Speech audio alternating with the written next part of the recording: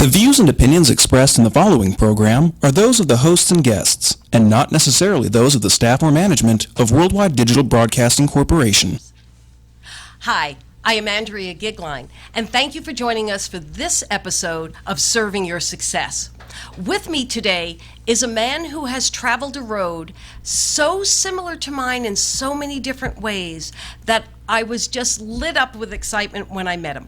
His name is Dr. Anthony Gatling, and he is an assistant professor at UNLV. He is going to talk to us today about transitions, not only from a corporate life to an academic life, but the path throughout your life and how that leads to your success, and how spirituality and knowing what enlivens your spirit plays a part in all of this. Anthony, thank you so much for joining me today. Thank you so much for having me. Well, it's you, as I said in the opening, when I met you, it was like a kindred spirit, and I had been told about you. And then we got to sit next to each other at a spiritual center, and from the moment we started talking, our paths had crossed without ever really crossing, because I had done my dissertation work in values development of transformational leaders and moral development, and had hinted about spirituality, but this was 20 years ago when there wasn't any research. And in my most recent Don't Die Waiting to Be Brave, I actually opened the book by saying about the lunch where an ethicist in New York said to me, when are you going to write about what's really important, spirituality and leadership? And I'm sitting there thinking, it is the mid-90s. I want to work. I want to get out of school. I do not want to talk about spirituality and leadership. So when you told me that that was part of your work, I just knew that we had to have this and many other conversations. So talk to us, transitions. You started your career in corporate America. That is correct. I got my start in the restaurant industry, and the restaurant industry is tough. You know, there's no, it's not for the faint of heart. Correct. It's a very challenging business environment.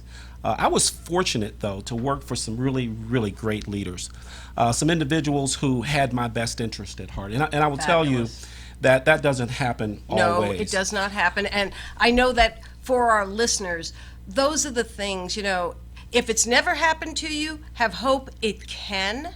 And during our conversation, you may pick up the whys and hows. You know, your spirit, you will attract people the same way that we were attracted. You have a way of being that's very receptive. So I'm not surprised that you came across the best of the best when it came to leadership. Yeah, it was amazing, the people that I had the opportunity to learn from. They took me under their wing, they showed me, they taught me. This was before we had computer programs to do all the business math for us. And you know, I had to be able to calculate. Sure. You know, in a restaurant environment, you've got to be able to calculate and forecast how many customers are coming in to determine how much food to prepare, and look at what people might buy relative to preferences, and be able to more accurately do that without a computer.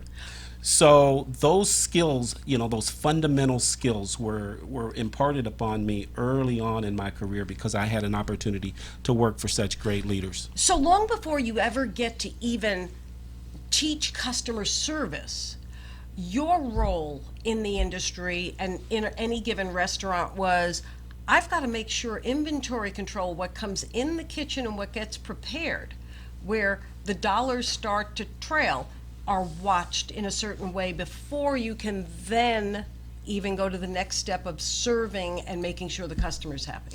Absolutely. The margins in a restaurant, the average margin, Most the average people don't know this. return on sales. Let's go with return on sales because that's really something that can be understood. 7% is the average. So for every dollar of revenue, of every dollar of sales, the average restaurant earns 7 cents on that dollar. Right. It was an incredible amount. It took an incredible amount of cost management skills to be able to deliver. And how young were you? At that time, I think I was 22. Right. And I think that's one of the things we don't appreciate when we go into service environments. Basically, they are younger people with an enormous responsibility for not only your experience in that restaurant, but also the profitability of the corporations they work from. So at very young ages, the restaurant industry was, for me, hotels, restaurants, the original 24/7, long before tech came on and, wanted to give us the 24/7 mentality. Restaurants, hotels, so many industries with a 24/7 mentality. Absolutely. It is a constant, and one has to be prepared, but also understand that the unknown, that the factors related to the restaurant business, there's so many unknowns. How many people are going to come in today? What are they going to order?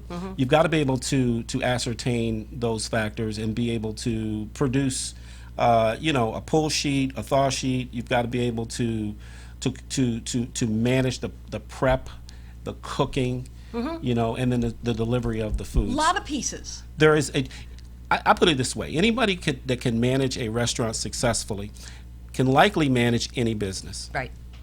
I started, at 24 years old, I opened a Haagen-Dazs ice cream store. Now, I had worked in corporate America. I worked in finance prior to that. From the time I was 14, I lied and snuck in on a job, but that's another story.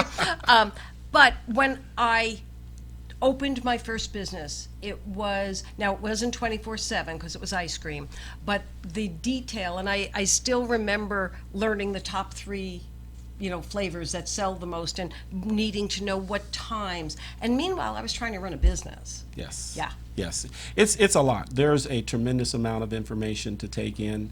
I think that I encourage individuals, particularly earlier on in their careers, to take on challenging assignments. We grow in our discomfort zone. We grow when we are challenged to do more. Right.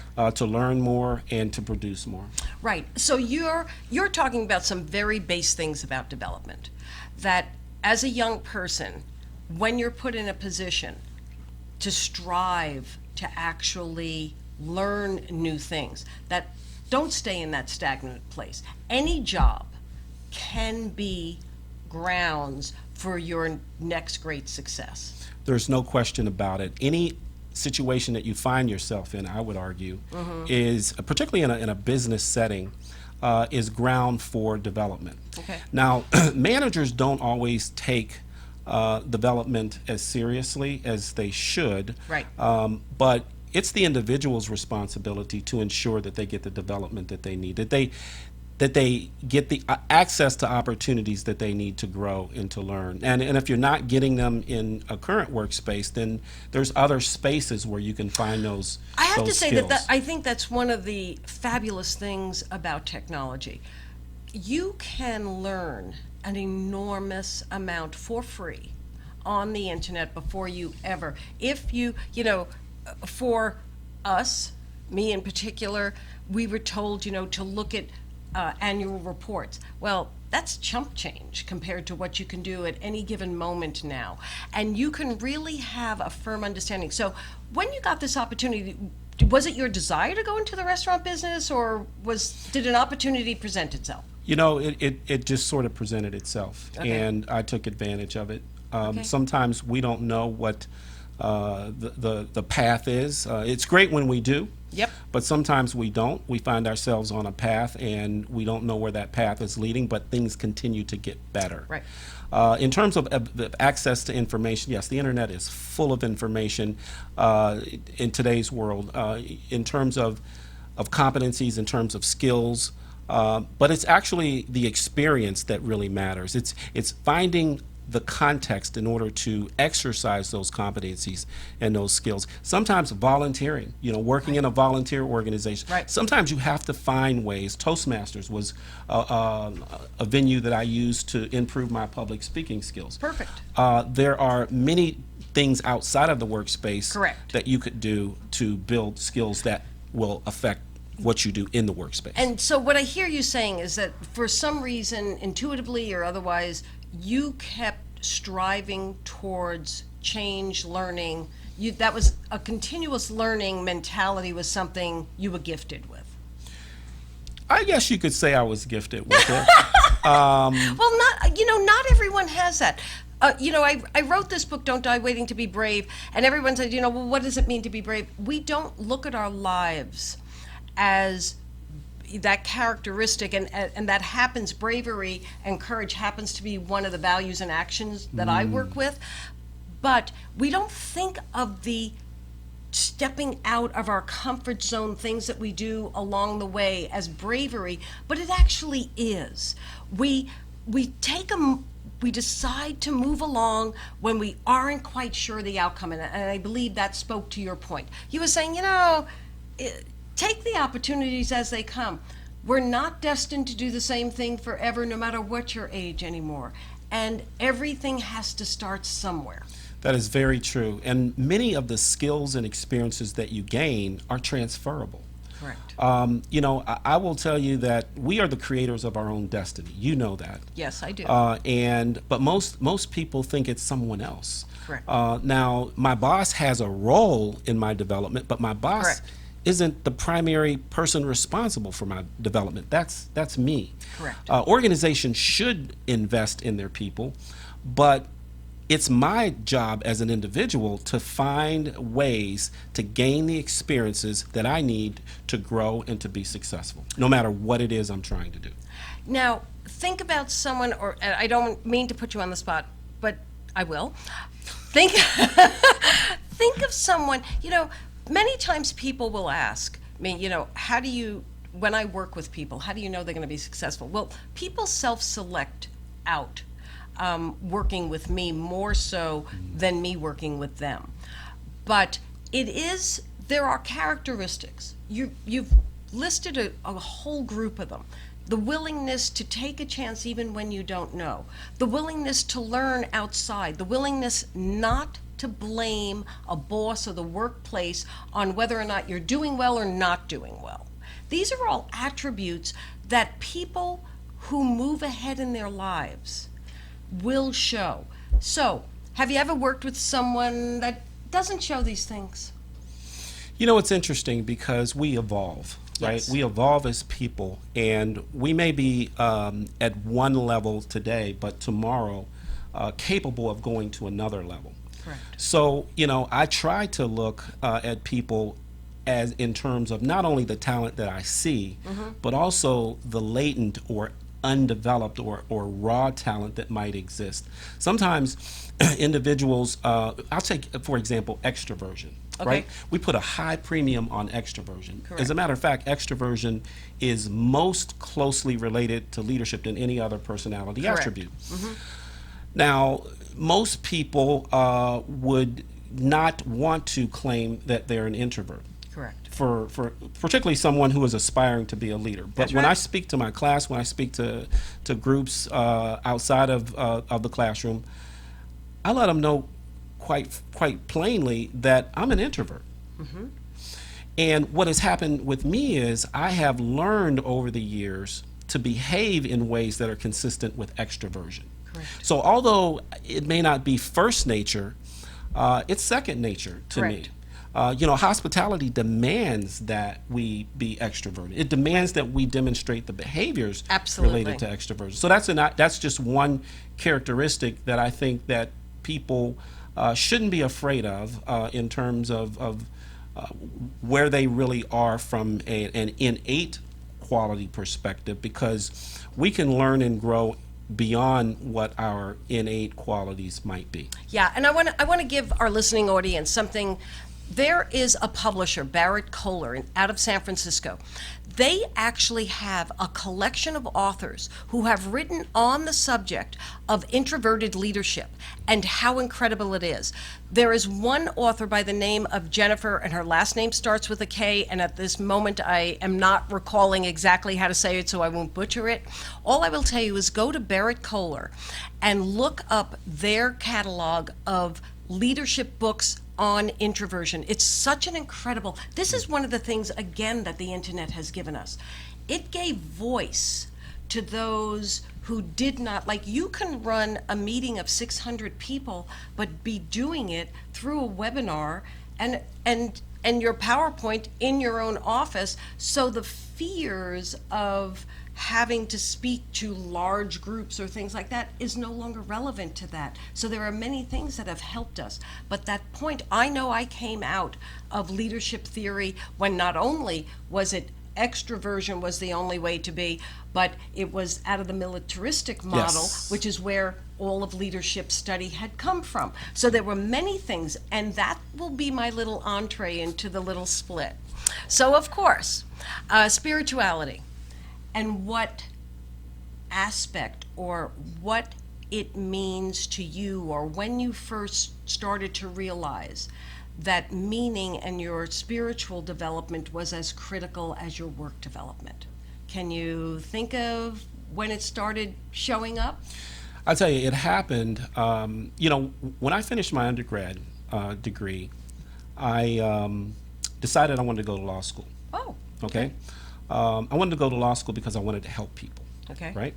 I had this need to be of service. Okay. Didn't realize while working in the restaurant industry, I already had what I was looking for. Right. And so I think that at that moment I realized that what we do in hospitality is actually spiritual, whether it's attending to the details of people's wants and needs, Right. or nourishing and delighting people. It's all spiritual in my view. So I connected the dots between what I knew to be true from a spiritual perspective to what I was actually doing in business. And I'll tell you, there's many organizations out there right now that have found ways to connect those dots. Correct. Starbucks is a great example of it, Okay. with their philosophy around humanity, love, and humility. Correct. Where do you find a company that openly talks about those kinds of values? And I will tell you, when I was in school, the company that had first come to my attention that was doing things differently was one founded by Anita Roddick, and it was the Body Shop. And it still exists today. It went through lots of ups and downs, but she had a philosophy that she actually paid her employees to do nonprofit service each month. And then, of course, they started doing more. But to my recollection, it was the first statement. Companies had always done, Christmas gifts and, toy drives, things of that nature. But the Body Shop was one of the first companies that made giving your time to organizations that help an attribute of what's important to the employer. And I thought that was pretty wonderful. You also said something that when we speak of spirituality, and I will speak just for myself, it was about what enlivens the spirit. So within my work, it would be when you have your values showing up, your values and actions showing up the most in your day-to-day life, you had identified without ever taking any questionnaire that being of service happens to be an attribute that lights you up. The only thing I would disagree slightly on is that, not everyone has that particularly young. That was something that's probably one of the strengths personal to you. Many people have it because it would be one of the values in action. Sure. But it is an attribute that you were finding a way through your employment to bring that value alive. And so your spirit was enlivened. Yes, Yeah. that is absolutely true. I think that I can connect that back to meaningful and purposeful work. Perfect. Right? Being of service is very meaningful, very purposeful. And I think that organizations have a responsibility to create an environment Correct. where individuals can find meaning and purpose. Okay, so this may be a little bit of a debate between us. I just heard you say that you think organizations Yes, have the responsibility. they do. Because I work with the individual, and that is a difference between our work. You will work with organizations, specifically the part where the employees are going into those management, you're really teaching them how to make that transition. I work with the individuals, and for me, I live on the living your life with no shame, no blame, no rationalization. And so it is not someone else's it would never be an organization's responsibility. It will always be my responsibility. Okay. Because you work with larger corporations that I do, how receptive are they to seeing that as their role? Well, organizations that want to create healthy cultures, There you go. they understand the value of people deriving meaning and purpose from what they do. Okay. They also understand that people are looking for a sense of community. Absolutely. And in terms of creating a culture where community exists can be, I think, significant to retaining great talent. So there's a what's in it for me for the organization Absolutely. to do this. Now, at the same time, it's up to the individual whether or not they accept those values, whether they want to have more meaning and more purpose in their work. But from a cultural perspective, I think that organizations would be wise to create those kinds of cultures. Where I always get stuck in this conversation is, there really are people who, because of things going on in their lives, because of their life circumstances, have not been inspired to take on that thinking of, I want to do better. They come into the workforce and maybe they're just stuck. Maybe they just need to eat and pay their rent. How do you respect that for what it is while continuing to develop the organization? Well, I think that you're always going to have a percentage of people who are just there for the paycheck, Sure. Whether it's because of situations in or outside of work. They aren't as engaged as others. Right. But to the extent that the leader of those individuals understands and recognizes that, finds ways to connect, finds ways to embrace, finds ways to get that individual involved, I think that you're more likely to have that person then start to behave differently in the workplace. So if I hear you correctly, what you're basically saying is, regardless of how a person comes into the environment, at the managerial level, it becomes the responsibility to work with everyone, including those who didn't come in with a spark, to try and light that flame. That's exactly right. I think that a leader's responsibility, there's an in group and an out group usually, right? Absolutely. On any particular team or in any particular situation. And it's the manager's responsibility to reach out to those that may be on the fringes, those who may not be in Right. per se, Right. and to bring those people in, because the success of the group, the success of the organization depends on everyone Right. pulling their own weight and then some, going in the same direction. See, and that's the difference between your work and mine. People self-select out who works with me.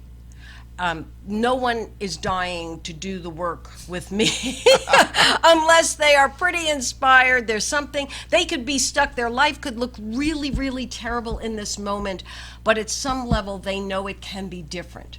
And in the general workforce, I know that what you have to deal with is far more challenging. Do you actually work with companies to do any pre-selection? Because I know that that is a way to have the best come into your organization and the best spirits come into your organization. Yes, I have worked with several organizations, a few of them here in Las Vegas.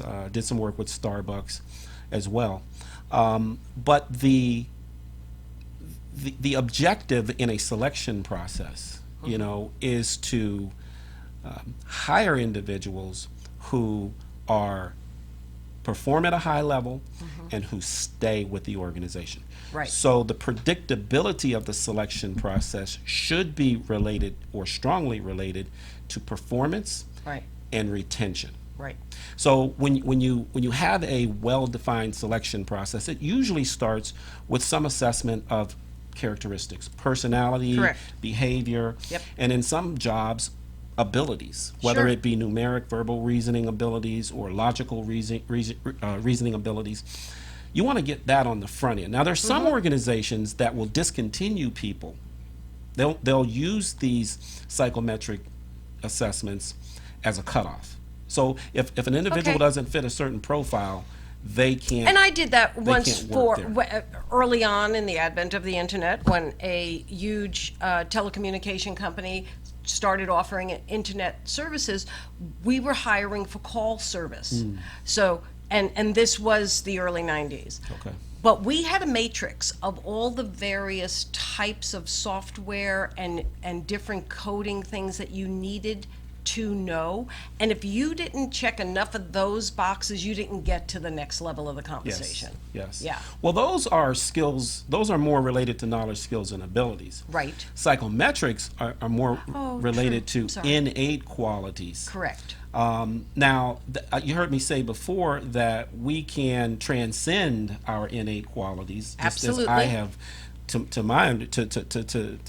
I would say I've transcended my introversion. Absolutely. But it's a stretch, right? It takes time to do that.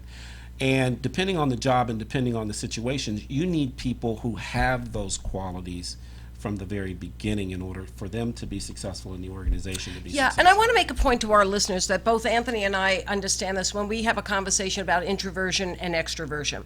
It is actually a mental processing. It doesn't mean that you love to get up in front of a room or that you really will do everything not to get up in front of a room. It's how do you process information best. So obviously someone who is introverted would prefer to process information internally and then give an answer. Someone who is extroverted, the joke that I will tell and about myself is if my mouth is moving, I must be thinking. And that would be a characteristic of extroversion. So it is not honestly about, because I had the pleasure of seeing and did some work where in fact I needed to seek out the highest level introverted leaders so that I could use examples that this is just an attribute like every other one. Yes, you may have a preference, but the preference may just be to be given enough time to think through things before you give a response. Like it doesn't have to be the difference where we had attached incorrectly that leadership and extroverted were the same conversation. Yeah. I agree. There is always another dimension when we start talking about personality. And personality isn't, like I said before, I don't believe that organizations should use personality as a cutoff. Okay. Absolutely. It should be a part of the process and one of the tools that is included in the selection criteria. Like I've used the DISC behavioral profile, but it is a piece of information. That's what it is. Piece of information. So, but different organizations weight that piece of information differently. I think that selection is so important to organizational success. Sure. I think it's important to individual success because Absolutely. I always say it's criminal to put someone in a job that they are not prepared for. Absolutely. I think that anytime you have a great employee and you want to make that person a manager, you should be sure that this person has been prepared, that they have the innate qualities necessary to be successful at the manager role, and that you have given this person enough time to develop before inserting them into that next level. I will tell you, with a friend, Karen Robolata, back in '05 or so, we wrote a workbook called Coaching Culture Hidden Profits. Okay? And it really was from her corporate perspective. She's a senior VP of HR, had really spent her career in incredible positions, and then both internally and externally. And then I had the individual leadership aspects of it. And what we were finding was when you spend the time, whether that organization is a corporation or whether that organization is your community or your own home, and truly guide people to their greatness, the overall benefit just continues to flow. No question about it. I just recently did a online coaching course for Okay. the UNLV Plus Center. Okay. And one of the things that I did within the context of this course was to differentiate performance-based coaching from developmental coaching. Right. And I'm a developmental coach. But within the context of an organizational workspace, these two types of coaching could look similar. It is necessary for a manager to be a performance-based coach because Okay. the organization has to perform, the manager has to perform, and the employees have to perform. But to the extent that you want to develop someone, that person has to want to be developed. There you go. And I believe that a great leader is a developer, not only in terms of performance, but also in terms of personal development, helping people to realize their goals, dreams, and aspirations. Right. And that's, realizing them and realizing that they change continually. So you started out in the restaurant industry, Yes. and then things got a little bumpy? Well, yes. Bumpy in terms of 90% travel. Yeah. Was gone from home 3 to 4 nights a week. I started out as a server, worked my way up to an executive position. But the higher up you go, the more of your soul There the you go. organization owns, right? Correct. And so I found myself looking around at the big house, the BMW, all of the toys that I had, never having any time to spend playing with them. Correct. And I started to really realize that I'm not necessarily a great father. I'm not nearly as good of a brother as I wanted to be, or uncle, or any of those things that I said were important to me. So my personal values became very, very noticeable. What I truly valued, Right. And what it was achievement, was money, property, prestige.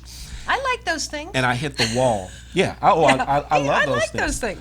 But at the sacrifice of everything else, I had to step back and question. Great. And so I decided to transition out, Right. which was quite significant. But all along you had been advancing your education behind the scenes. I never stopped going to school. I was working on my doctorate up until that point, and I realized that the organization didn't necessarily value the doctorate. Right. Right, because it's just at least in the culture that I worked in. And the service industry, that is a challenge within the service industry in general. And being in Las Vegas, where the service industry is the primary industry across so many ways, one of the things that we have found is that education is not an attribute that's valued as something you want. And that has impacted our community pretty significantly. I would totally agree with that. Although Yeah. that world is changing. Correct. Organizations are starting to see the light when it Yeah, comes because to I always viewed education as not something that was going to get me a job, but something where I was continuing to mature my way of thinking, to be able to use my frontal lobe a whole lot more than my amygdala, and that I wasn't constantly, just reacting from the emotional thing, that I actually had to ground what I was trying to do. And it was really, I've always viewed my education as a gift to myself. I went to secretarial school straight out of high school. Wow. And I did not want to go to college.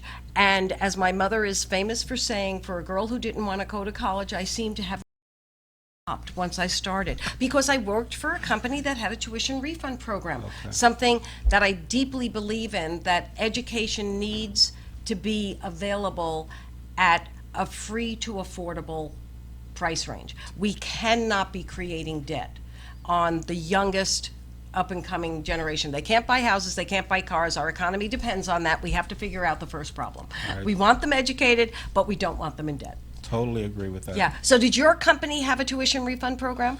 It was very small. Oh, okay. It's $1,500 a year. Oh, so it was very small. minuscule in comparison to what my education actually cost. Right, because I remember, I started going in 1975, and at Pace University, it was $300 a credit then. Okay. Yeah.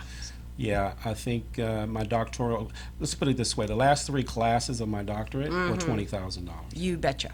And people, that is one of the things that the price that you pay for your education has to be something that you understand and can equate to what it means to you.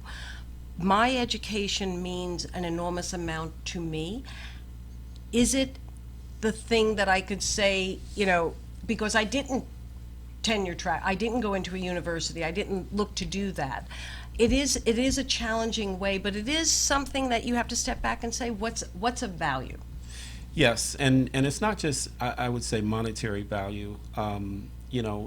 The ability to look at things much more critically, to be able to evaluate data or information that people are trying to get you to believe, has proven to be very, very significant for me. I will tell you that it was, to your point, what I was doing for me. Correct. More so than it was anything. I realized that the organization didn't value it. Correct.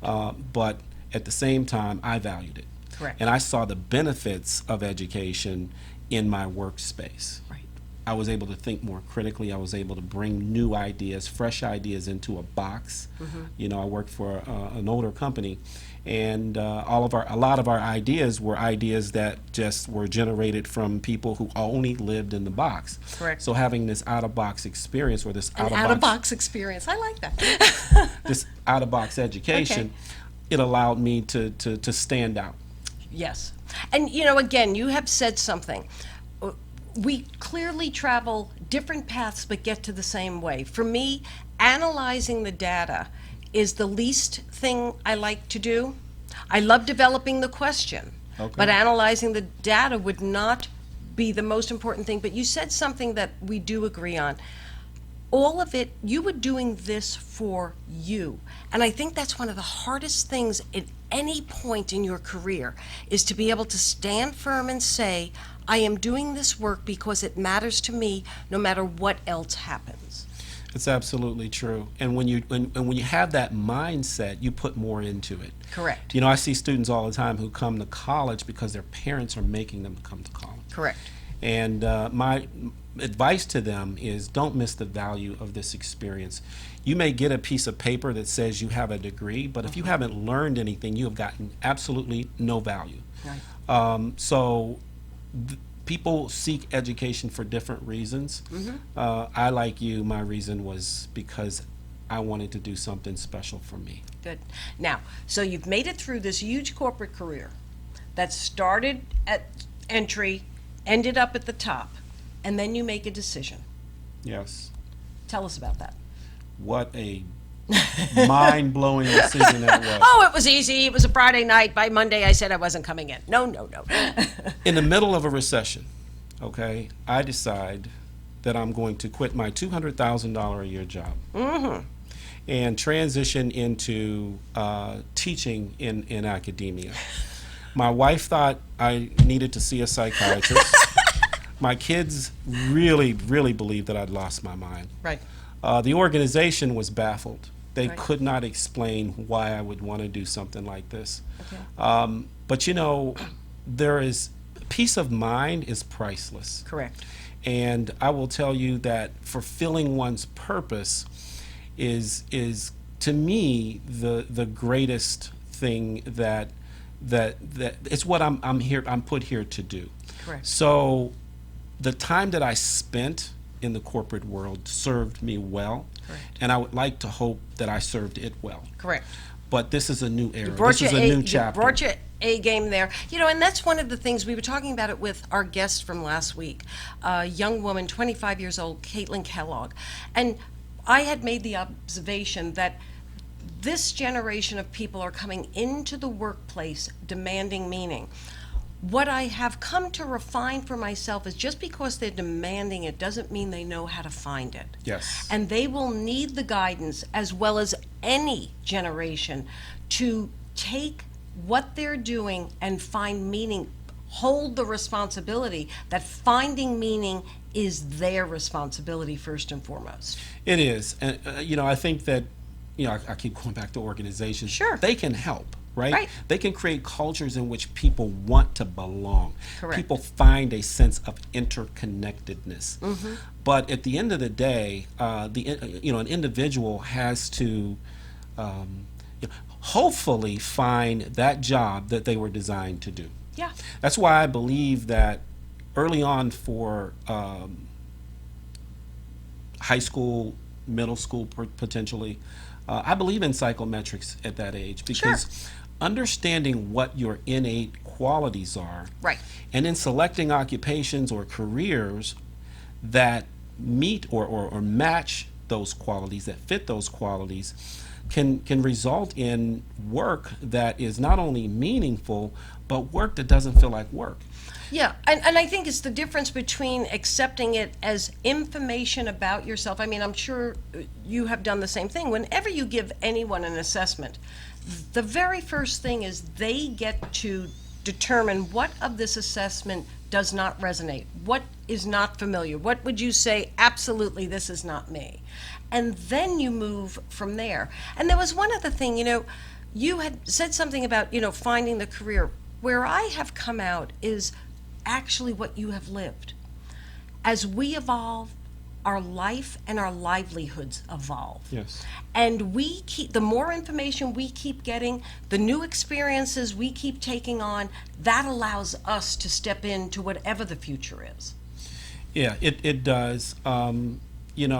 We have the opportunity to create the future. Absolutely. Right? To the extent that we can dream, to the extent that we can vision, to the extent that we can or are willing to put the work in, anything's possible. Correct. But I see people sometimes stuck in jobs for decades and decades, unhappy, Yep. Miserable, and it doesn't have to be that way.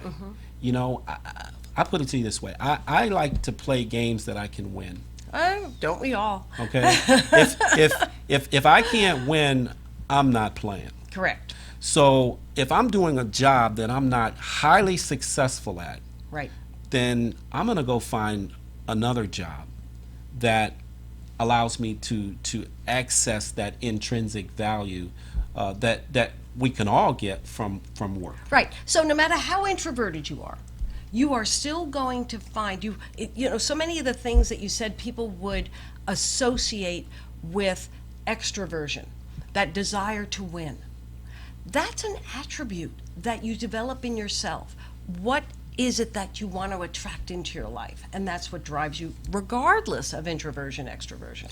Determination is one of those, another factor that's very closely related to leadership. Persistence. Right. I ask people all the time in interviews when I was in the corporate world, tell me about a time when you failed. Oh, yes. Okay? Oh, yes. And if an individual can't tell me about a time that they have failed, then I really question whether they ever really succeeded. Correct.